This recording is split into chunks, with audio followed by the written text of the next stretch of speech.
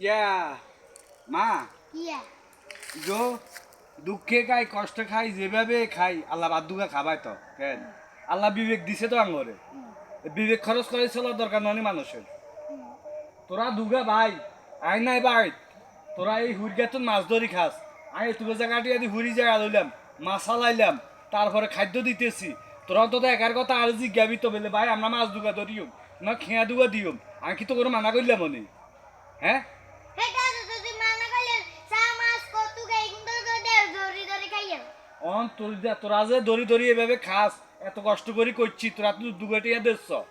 তোরা কোনকে দুগাটিয়া দিস সত্যি এই কথা কই সত্যি ভাই ধরো 10,000 টিয়া নস আরো দাম খরচ করো হরে দিও এই কথাও তো করছ ওদের কাছে টিয়া হাওলাত চাইছি হিগে তো টিয়া হাওলাত দিব দূরের কথা হিগে আরো হাতাই লই আনে